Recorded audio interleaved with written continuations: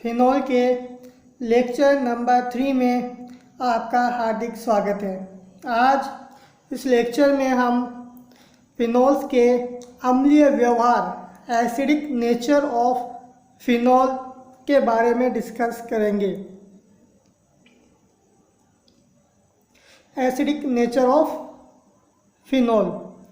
The acidity of A compound can be qualitatively evaluated by analyzing the stability of its conjugate base। जैसा कि हमने alcohol के अम्लीय व्यवहार के टाइम पे उस लेक्चर में हमने पढ़ा था कि कोई भी एसिड कितना स्ट्रॉन्ग एसिड है या वीक है, यह उसके कंजुगेट बेस कितना स्टेबल है उस पर डिपेंड करता है। Clear?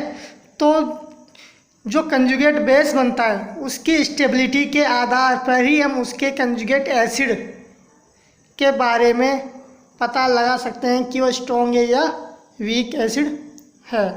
Phenols are more acidic than alcohols but less acidic than carboxylic acid. Phenols alcohol की तुलना में ज़्यादा अम्लीय होते हैं, जबकि कार्बोक्सिलिक एसिड से कम अम्लीय होते हैं। यहाँ पर आप देख सकते हो acetic acid, phenol, acetic acid, phenol और एथेनॉल। ये अल्कोहल हो गया अपना, ये फिनोल हो गया और ये कार्बोक्सिलिक एसिड हो गया। यहाँ पर जब बेस की प्रेजेंस में एसिड बेस रिएक्शन होगी और ये हाइड्रोजन निकलेगा, बेस हाइड्रोजन को ले जाएगा, तो यहाँ पर एथेनॉल जो कि अल्कोहल है, एथेनॉल से क्या बनेगा? Alkoxide, ethoxide ion.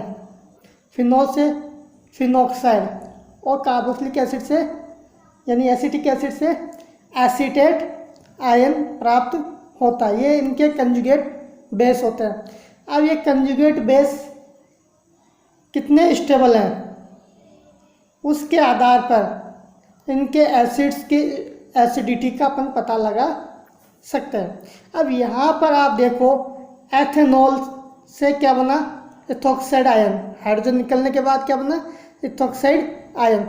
अब यहाँ पर इथोक्साइड आयन में कोई भी रिजोनेंस नहीं है, यहाँ रिजोनेटिंग स्ट्रक्चर्स की क्योंकि रिजोनेंस ही नहीं है, इसमें अनुनाद नहीं होता है, तो यह है केवल सिंगल स्ट्रक्चर इसके द्वारा शो होता है। तो यह इथोक्साइड आयन पर जो नेगेटिव चार्ज है वो डिलोकलाइज नहीं हो रहा है, जबकि फिनोक्साइड आयन में आप अभी आगे पढ़ेंगे अपन कि फिनोक्साइड की जब रिजोनेटिंग स्ट्रक्चर्स बनाएंगे तो फिनोक्साइड आयन में रिजोनेटिंग स्ट्रक्चर्स के द्वारा, इसके अलावा 4 रिजोनेटिंग स्ट्रक्चर और होती है, उसके द्वारा यह नेगेटिव चार्ज डिलोकलाइज होता है और डिलोकलाइजेशन के कारण यह फिनोक्साइड आयन स्टेबल होता है। अब बात करते हैं एसीटेट आयन में। एसीटेट आयन में 2 रिजोनेटिंग स्ट्रक्चर्स बनती है। यहाँ पर भी नेगेटिव चार्ज 2 ऑक्सीजन एटम पर डिलोकलाइज हो रहा है, लेकिन एसीटेट में चूंकि इक्विवेलेंट रिजोनेटिंग स्ट्रक्चर्स बनती है, जबकि फिनोक्साइड आयन में ओनली एक ही ऑक्सीजन है, तो यह नेगेटिव चार्ज केवल एक ऑक्सीजन एटम पर रहता है। क्लियर? अभी आगे अपन और डिटेल से पढ़ेंगे, उसमें और समझ में आ जाएगा आपको। तो आप कहने का मतलब ये है कि बनने वाला कंजुगेट बेस कितना स्ट्रॉन्ग है, कितना स्टेबल है, उसी के आधार पर हम उसके कंजुगेट एसिड की एसिडिटी को डिफाइन करते हैं। तो एथेनॉल से एसिटिक एसिड के तरफ जाने पर एसिडिटी इंक्रीज होती है। क्लियर? और इथोक्साइड आयन से एसीटेट आयन की तरफ जब जाते हैं तब कंजुगेट बेस की स्टेबिलिटी इंक्रीज होती है due to resonance. Why phenols are more acidic than alcohols. अब हम कंपेयर करेंगे, पहले फिनोल का एल्कोहल के साथ तुलना करेंगे, फिर फिनोल की कार्बोक्सिलिक एसिड के साथ अपन तुलनात्मक अध्ययन करेंगे। तो सबसे पहला क्वेश्चन कि फिनोल्स एल्कोहल की तुलना में मोर एसिडिक होते हैं, क्यों? क्लियर?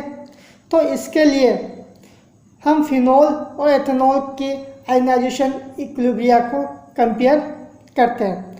साथ ही एथोक्साइड आयन और फिनोक्साइड आयन में जो चार्ज डिलोकलाइजेशन का जो डिफरेंस है उसको भी हम कंसिडर करते हैं। क्लियर। अब आप सबसे पहले बात करते हैं एथेनॉल की, जो कि एक एल्कोहल। अब एल्कोहल में आप देख सकते हैं रिएक्शन में भी एल्कोहल की रिएक्शन जब वाटर के साथ करते हैं, चूँकि H2O मॉलिक्यूल एक बेस की तरह कार्य कर रहा है, तो यह ऑक्सीजन इस हाइड्रोजन एथेनॉल के हाइड्रोजन को क्या कर लेगा, एब्स्टेट कर लेगा, और ऑक्सीजन पे क्या जाएगा, नेगेटिव चार्ज, जिससे हमें क्या प्राप्त हो जाएगा, इथोक्साइड आयन। तो यहाँ पर ऑक्सीजन के ऊपर जो नेगेटिव चार्ज है वह केवल ऑक्सीजन के एटम के ऊपर ही है। क्लियर। और यहाँ कोई डिलोकलाइजेशन नहीं हो रहा है। तो the negative charge in ethoxide ion is localized on oxygen and stabilized only by solvation forces. Clear.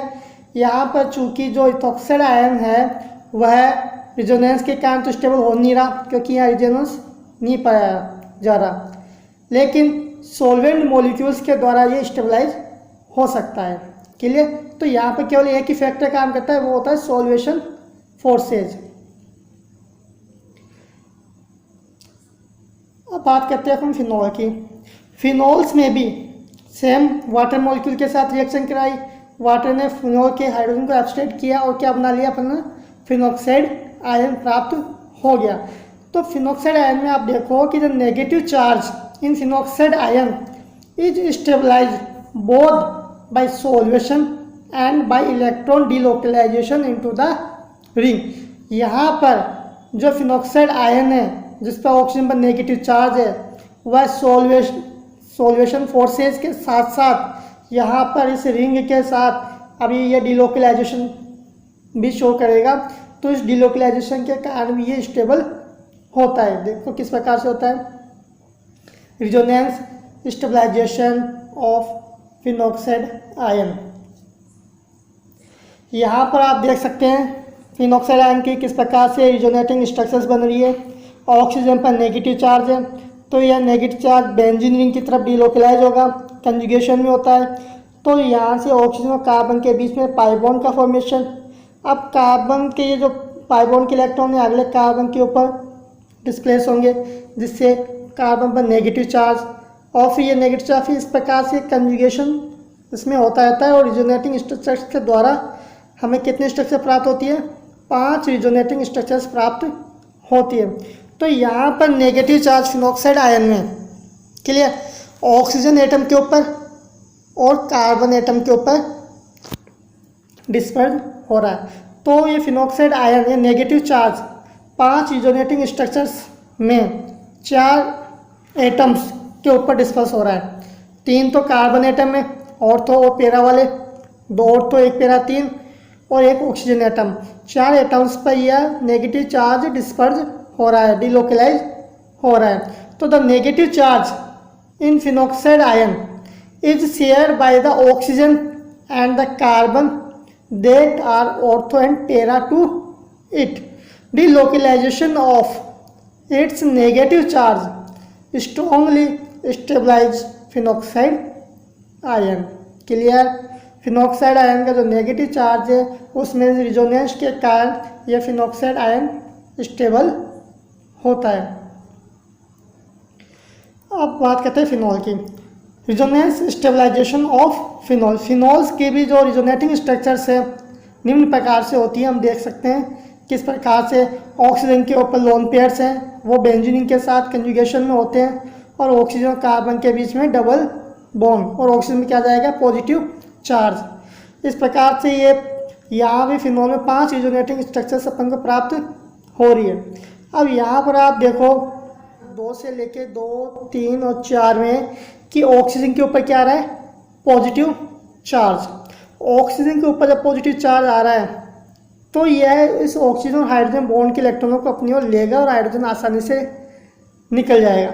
इसलिए ऑक्सीजन में पॉजिटिव चार्ज आना यानी कि ये फिनॉल में जो डिलोकलाइजेशन हो रहा है इसके कारण ये हाइड्रोजन मोर एसिडिक हो जाता है, आसानी से निकाला जा सकता है, जिससे फिनॉल की एसिडिक व्यवहार, फिनॉल एसिडिक नेचर शो करता है। तो due to positive charge on oxygen proton easily lost, imparting acidic character to phenols. Clear? While both phenol and phenolate ion have delocalized electrons, the delocalization energy of phenolate ion is greater than that of phenol, because three of phenol's resonance contributors have separated charges as well as a positive charge on an oxygen atom. Clear? हमने phenoxide ion की भी resonance structure देखी और phenol की भी हम देख रहे हैं। तो फिनॉल और फिनॉक्साइड आयन दोनों में डिलोकलाइजेशन होता है। फिनोलेट आयन जो फिनॉक्साइड आयन है अपना, उसका जो डिलोकलाइजेशन एनर्जी है वह ज़्यादा होती है फिनॉल से। क्यों? क्योंकि आप फिनॉक्साइड आयन की रिजोनेटिंग स्ट्रक्चर देखो एक बार, यहाँ पर ओनली नेगेटिव चार्ज डिस्पर्स हो रहा है। क्लियर? ऑक्सीजन पर केवल नेगेटिव चार्ज है और पूरी रिजोनेटिंग स्ट्रक्चर्स में आपको केवल नेगेटिव चार्ज ही डिलोकलाइज हो रहा है।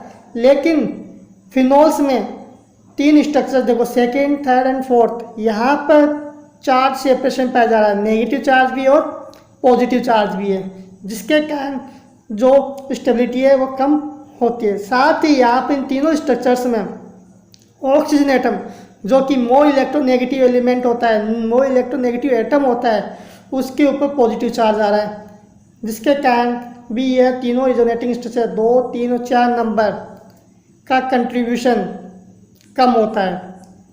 क्लियर? साथ ही आप एक चीज़ और देखो कि 2, 3 और 4 में एरोमेटिक रिंग नहीं हो रही है, जबकि 1 नंबर और 5 नंबर में क्या होती है? एरोमेटिक रिंग होती है, जिसके कारण 1 और 5 की स्टेबिलिटी 2, 3 और 4 से ज़्यादा होती है। इनका रिजोनेंस हाइब्रिड में कंट्रीब्यूशन 1 और 5 का इन 2, 3 और 4 नंबर की स्ट्रक्चर से ज़्यादा होता है। समझ में आ गई चीज़?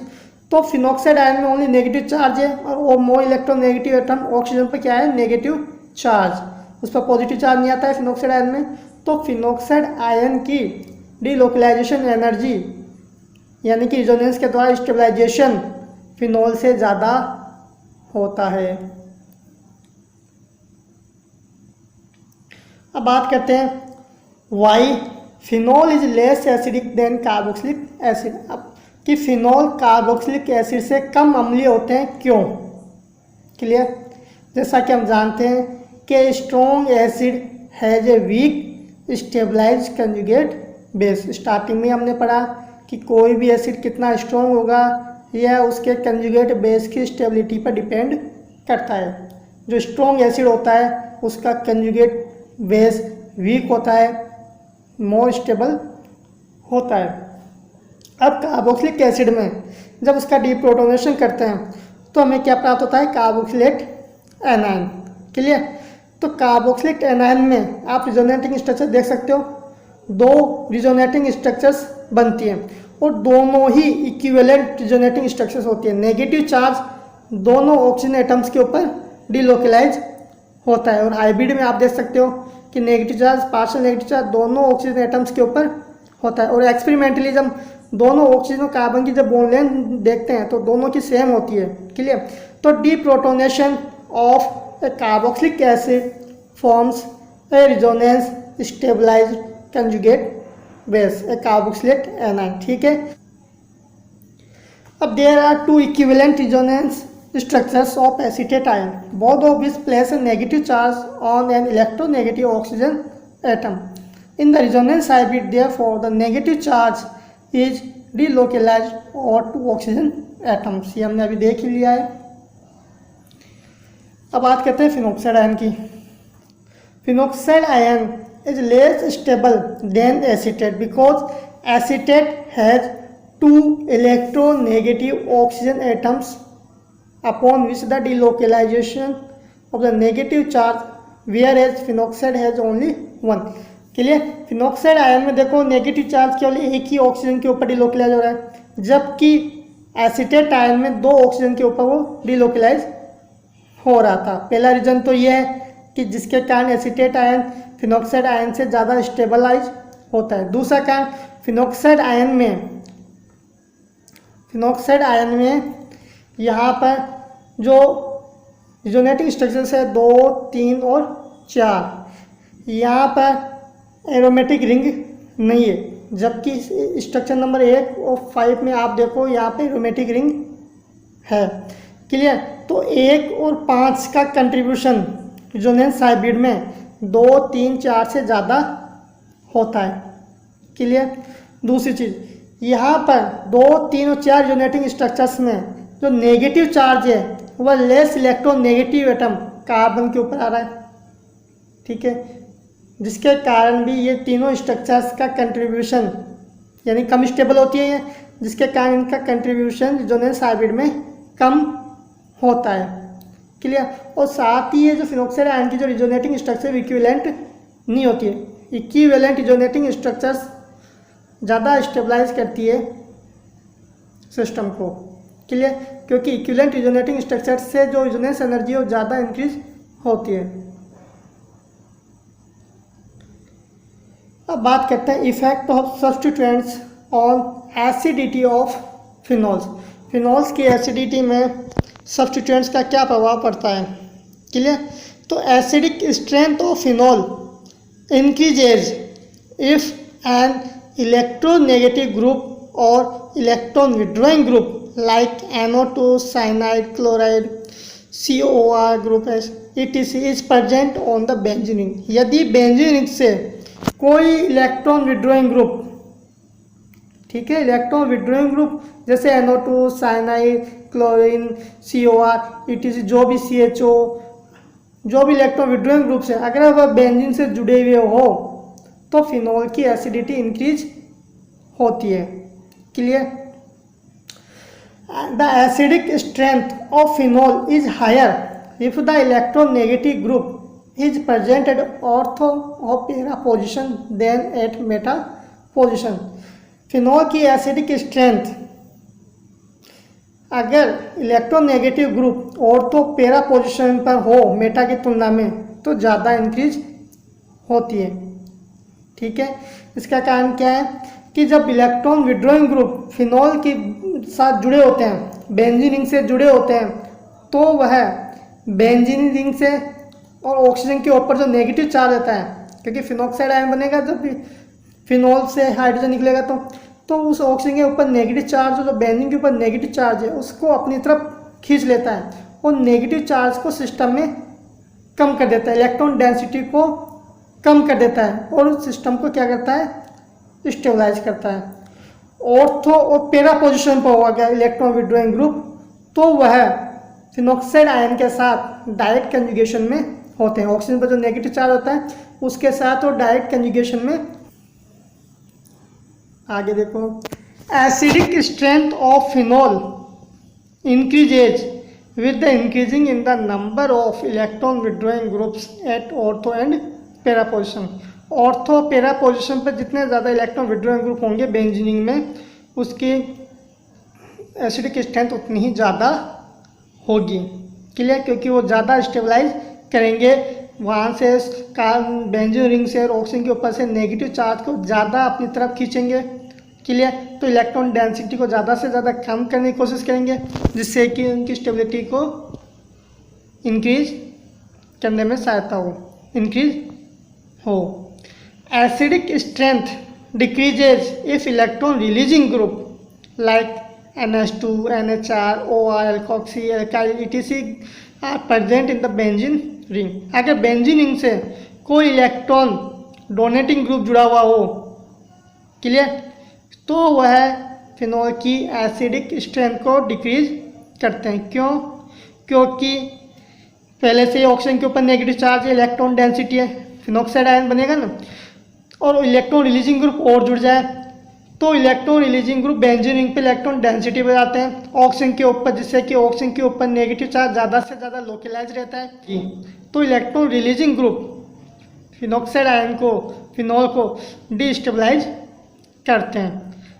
अब बात करते हैं ओवरऑल इफेक्ट ऑफ सब्सटेंस। जैसा कि हमने देखा कि इलेक्ट्रॉन विड्रॉइंग ग्रुप फिनॉल की एसिडिटी को इंक्रीज करते हैं और इलेक्ट्रॉन रिलीजिंग ग्रुप फिनॉल की एसिडिटी को डिक्रीज करते हैं। क्लियर। तो रिजोनेंस मोड डोमिनेंट होता है हाइपर कंजुगेशन पे और हाइपर कंजुगेशन डोमिनेंट होता है इंडक्टिव इफेक्ट पे। ठीक है, तो माइनस का मतलब इलेक्ट्रॉन विड्रॉइंग, तो माइनस आर सबसे ज़्यादा इफेक्टिव होगा, फिर माइनस एच, फिर माइनस आई, फिर सिंपल, फिर प्लस आई, प्लस एच और प्लस आर। ये इफेक्ट हम जो भी सब्स्टिट्यूएंट जुड़े होंगे उनके ऊपर चेक करेंगे कि उसका कौन सा इफेक्ट लग रहा है, फिर हम उसकी स्टेबिलिटी को कंपेयर करेंगे। देखो कई एग्जांपल्स लेते हैं हम। पहला एग्जांपल में हमने देखा सिंपल फिनॉल, फिर फिनॉल की ऑर्थो पोजीशन पे मिथॉक्सी ग्रुप जोड़ दिया OCH3, मेटा पोजीशन पे भी जोड़ दिया और पैरा पोजीशन पे भी जोड़ दिया। अब इन चारों में से हम एसिडिटी का डिक्रीजिंग ऑर्डर निकालेंगे कि किसकी एसिडिटी कम होती है। क्लियर। अब बात देखते हैं OCH3, ऑक्सीजन के ऊपर लोन पेयर है, तो यह बेंजीन को लोन पेयर इलेक्ट्रॉन दे सकता है। क्लियर। अगर ये बेंजीन को इलेक्ट्रॉन देगा तो इसका क्या लगेगा, प्लस आर। क्लियर। तो मिथॉक्सी आएगा प्लस आर भी लगता है। और चूंकि कार्बन से ऑक्सीजन की इलेक्ट्रॉन नेगेटिविटी ज़्यादा होती है तो इसका माइनस आई भी लगता है, दोनों इफेक्ट लगते हैं। अब प्लस आर वाले तो क्या करते हैं, डिक्रीज, हमने अभी देखा, और माइनस आई वाले क्या करते हैं, इंक्रीज। और आर हमेशा डोमिनेट होता है इंडक्टिव इफेक्ट पे। क्लियर। तो अब आप ओवरऑल इफेक्ट देखो कि आर के कारण, चूंकि यहाँ प्लस आर है तो प्लस आर के कारण एसिडिक स्ट्रेंथ क्या होगी, डिक्रीज। तो जिसमें भी प्लस आर लग रहा है उसकी एसिडिटी तो सबसे कम होगी, पहली चीज़। और चूंकि ऑर्थो और पैरा पर रिजोनेंस बराबर इक्वल इंटेंसिटी के साथ कार्य करता है, तो यहाँ पर ऑर्थो पैरा पोजीशन में हम देखेंगे माइनस आई इफेक्ट, और माइनस आई इफेक्ट किसका ज़्यादा लगता है, चूँकि सेम ग्रुप है। तो हम यहाँ पर ध्यान देना कि जो इंडक्टिव इफेक्ट है वो सबसे ज़्यादा होता है इप्सो पोजीशन पे, फिर होता है ऑर्थो पोजीशन पे, फिर मेटा और फिर पैरा। यानी कि इंडक्टिव इफेक्ट की इंटेंसिटी का जो ऑर्डर होता है वो होता है इप्सो पोजीशन सबसे ज़्यादा, फिर ऑर्थो, फिर मेटा और फिर पैरा। यानी कि डिस्टेंस के साथ इंडक्टिव इफेक्ट क्या होता है, कम होता जाता है। क्लियर। तो ऑर्थो वाले पर माइनस आई इफेक्ट ज़्यादा लगेगा पैरा से, तो ऑर्थो की तो ज़्यादा होगी पैरा से। क्लियर।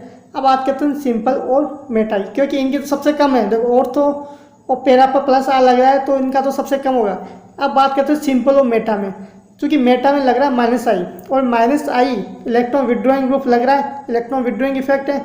तो माइनस आई के कारण, फ्रेंड्स प्रभाव के कारण इस फिनॉल की एसिडिटी क्या होती है, इनकी तो सबसे ज़्यादा होगा मेटा, फिर होता है सिंपल। अब बात करते हैं ऑर्थो पैरा में, तो फिर किसका होगा, ऑर्थो, क्योंकि ऑर्थो पोजीशन पर माइनस आई इफेक्ट ज़्यादा लगता है, और फिर सबसे कम होगा पैरा पर। समझ में आ गया ये एग्जाम्पल। किस प्रकार से हम देखते हैं कि जो भी सब्स्टिट्यूएंट जुड़ा होगा फिनॉल से, सबसे पहले आप उसका वो इफेक्ट चेक करो कि क्या लग रहा है, प्लस आर लग रहा है, माइनस आर लग रहा है, प्लस एच लग रहा है या माइनस एच लग रहा है, या प्लस आई लग रहा है या माइनस आई लग रहा है। और जब एसिडिक स्ट्रेंथ की बात करते हैं तो माइनस वाले इलेक्ट्रॉन विड्रॉइंग वाले इसकी स्ट्रेंथ को इंक्रीज करते हैं, तो माइनस वालों का इफेक्ट ज़्यादा होगा। और माइनस वालों में किसका ज़्यादा होगा, रिजोनेंस सबसे ज़्यादा, फिर हाइपर कंजुगेशन और फिर इंडक्टिव इफेक्ट। ये सब इफेक्ट्स हमें एक साथ देखने पड़ेंगे। दूसरा एग्जाम्पल देखते हैं। अब यहाँ पर देखो सभी में ऑर्थो पोजीशन पे हेलोजन जोड़ रखे हैं, क्लोरीन, ब्रोमीन, आयोडीन और फ्लोरीन। क्लियर। अब बात करते हैं यहाँ पे इलेक्ट्रॉन नेगेटिविटी का। अब चूंकि फ्लोरीन की इलेक्ट्रॉन नेगेटिविटी सबसे ज़्यादा होती है क्लोरीन से, फिर क्लोरीन की ज़्यादा होती है ब्रोमीन से, और ब्रोमीन की ज़्यादा होती है आयोडीन से। क्लियर। तो जिसकी जितनी ज़्यादा इलेक्ट्रॉन नेगेटिविटी होगी उसका माइनस आई इफेक्ट उतना ही ज़्यादा लगेगा, क्योंकि हेलोजन का क्या लगता है, माइनस आई इफेक्ट। क्लियर। तो यहाँ पर सबसे ज़्यादा किसकी होनी चाहिए, फ्लोरीन की। लेकिन फ्लोरीन चूँकि मोर इलेक्ट्रॉन नेगेटिव एलिमेंट है, तो फ्लोरीन में जब ऑर्थो पोजीशन पर फ्लोरीन जुड़ा होता है फिनॉल के, तो उसमें इंट्रामोलिकुलर हाइड्रोजन बॉन्डिंग पाई जाती है। आप देख सकते हैं किस प्रकार से इंट्रामोलिकुलर हाइड्रोजन बॉन्डिंग होती है, क्योंकि hydrogen atom more electronegative element oxygen और फ्लोरीन एटम के बीच में प्रेजेंट है। यहाँ पर इंट्रामोलिकुलर हाइड्रोजन बॉन्डिंग होने के कारण फिनॉल का यह हाइड्रोजन अब आसानी से नहीं निकल सकता। क्लियर। इसलिए इसकी एसिडिटी कम होती है। क्लियर। तो सबसे पहले सबसे ज़्यादा एसिडिक स्ट्रेंथ किसकी होगी, क्लोरीन वाले की, फिर ब्रोमीन, फिर आयोडीन और फिर फ्लोरीन, और सबसे कम किसकी होगी, सिंपल फिनॉल की। क्लियर। बात करते हैं अगले एग्जांपल की। इसमें सभी में नाइट्रो ग्रुप जुड़ा हुआ है। क्लियर। और हमने अभी देखा कि जितने ज़्यादा इलेक्ट्रॉन विड्रॉइंग ग्रुप जुड़े होंगे ऑर्थो पैरा पोजीशन पर एसिडिक स्ट्रेंथ उतनी ही ज़्यादा होगी। तो फर्स्ट एग्जांपल में देखो 3 नाइट्रो ग्रुप जुड़े हुए हैं, 2 ऑर्थो पे और 1 पैरा पे, तो इसका एसिडिक स्ट्रेंथ सबसे ज़्यादा होगी। फिर जिसमें 2 जुड़े हुए हैं ऑर्थो पैरा पे, फिर उसकी होगी। अब बात करते हैं पैरा और ऑर्थो की। क्लियर। पैरा नाइट्रोफिनॉल और ऑर्थो नाइट्रोफिनॉल। सेम रीजन अभी हमने देखा कि पैरा और नाइट्रो, यहाँ पर जो कि नाइट्रो का माइनस आ लगता है और माइनस आई लगता है। क्लियर। तो ऑर्थो पैरा की ज़्यादा होता है मेटा से। पहली चीज़ तो ये क्लियर कि मेटा वाले का कि यहाँ पर न तो प्लस आर लग रहा है, यहाँ पर ओनली केवल माइनस आई लग रहा है, जबकि यहाँ पर प्लस माइनस आर और माइनस आई दोनों लगते हैं और आर हमेशा डोमिनेंट होता है। तो ऑर्थो और पैरा का ज़्यादा होगा मेटा से, सबसे कम किसका होगा, मेटा का। ये तो हो गया क्लियर। अब ऑर्थो और पैरा में से किसका ज़्यादा होता है, पैरा का। क्यों? क्योंकि यहाँ पर ऑर्थो में इंट्रामोलिकुलर हाइड्रोजन बॉन्डिंग पाई जाती है। आप देख सकते हैं यहाँ पर इंट्रामोलिकुलर हाइड्रोजन बॉन्डिंग के कारण यहाँ पर जो हाइड्रोजन एटम है वो आसानी से नहीं निकलता, जिसके कारण इसकी एसिडिटी कम होती है पैरा की तुलना में। पैरा में इंट्रामोलिकुलर हाइड्रोजन नहीं होती, इसलिए ये फिनॉल का जो हाइड्रोजन है वो आसानी से निकाला जा सकता है। क्लियर। अगला एग्जाम्पल अपन लेते हैं। अब इसमें आप देखो चारों एग्जाम्पल्स में 3 में क्या जोड़ रखा है, CH3 ग्रुप ऑर्थो मेटा और पैरा पोजिशन पे। और CH3 का क्या लगता है, प्लस H और plus I effect. Plus H मतलब हाइपर कंजुगेशन, अति हाइपर कंजुगेशन और रिजोनेंस ऑर्थो पैरा पोजिशन पर ही लगते हैं। क्लियर। तो प्लस H डोमिनेंट होता है प्लस I पर, तो जिसमें हाइपर कंजुगेशन लग रहा है उनका तो सबसे कम है। क्लियर। और मेटा पोजिशन में ओनली प्लस I लग रहा है, कम तो इसका भी है, लेकिन ऑर्थो पैरा से इसका इफेक्ट थोड़ा कम होता है क्योंकि यहाँ पर ओनली प्लस I इफेक्ट ही काम कर रहा है। तो सबसे ज़्यादा किसका होगा, सिंपल का, फिर मेटा, फिर पैरा, क्योंकि पैरा पर प्लस आई इफेक्ट कम लग रहा है, ऑर्थो पर प्लस इफेक्ट ज़्यादा लगता है। हमने देखा ना कि इंडक्टिव इफेक्ट का जो इंटेंसिटी ऑर्डर होता है वो इप्सो, फिर ऑर्थो, फिर मेटा, फिर पैरा पोजीशन पे। तो पैरा पोजीशन पर inductive effect plus I effect कम लगने के कारण इसमें एसिडिक स्ट्रेंथ ज़्यादा होती है ऑर्थो वाले से। अब बात करते हैं some reactions of phenol due to acidic nature. Clear. सबसे पहले विद मेटल्स के साथ reaction, phenols on reaction with electropositive element like sodium, potassium etc produce hydrogen gas. Phenol की रिएक्शन जब सोडियम मेटल के साथ या पोटेशियम मेटल के साथ या कोई इलेक्ट्रोपॉजिटिव मेटल के साथ जब करवाते हैं तो यहाँ से हाइड्रोजन गैस निकलती है। तो इस रिएक्शन में आप देखो कि ऑक्सीजन और हाइड्रोजन, फिनॉल के ऑक्सीजन और हाइड्रोजन का बॉन्ड ब्रेक हो रहा है, हाइड्रोजन निकल रहा है, जो इसके एसिडिक नेचर को बताता है। दूसरा example, with strong alkali phenol forms phenoxide with strong alkali. Phenol की रिएक्शन जब स्ट्रॉन्ग बेस के साथ करवाते हैं तो यहाँ पर फिनॉक्साइड आयन बनता है। यहाँ भी ऑक्सीजन और हाइड्रोजन बॉन्ड ब्रेक हो रहा है, जो कि फिनॉल के एसिडिक नेचर को बताता है। तीसरा example, with Grignard reagent phenol react with Grignard reagent to yield alkane. Phenol की रिएक्शन जब ग्रिग्नार रिएजेंट के साथ करवाते हैं तब एल्केन प्राप्त होता है। ग्रिग्नार रिएजेंट में जो आर है एल्किल ग्रुप, वह as a nucleophile as a base, तो यहाँ पर बेस की तरह कार्य करेगा। फिनॉल के जो हाइड्रोक्सी ग्रुप के जो हाइड्रोजन है उसको एब्स्ट्रैक्ट करके क्या बना लेगा, एल्केन। क्लियर। तो यहाँ भी ऑक्सीजन हाइड्रोजन बॉन्ड ब्रेक हो रहा है, तो इससे भी एसिडिक नेचर शो होता है। विद लिथियम एल्यूमिनियम हाइड्राइड, अगली रिएक्शन देखो, लिथियम एल्यूमिनियम हाइड्राइड LiLH4 के साथ जब रिएक्शन करवाई जाती है फिनॉल की, तो लिथियम एल्यूमिनियम फिनॉक्साइड आयन प्राप्त होता है और हाइड्रोजन गैस निकलती है। यह भी फिनॉल के एसिडिक नेचर को शो करती है। ये रेफरेंसेज हैं। धन्यवाद।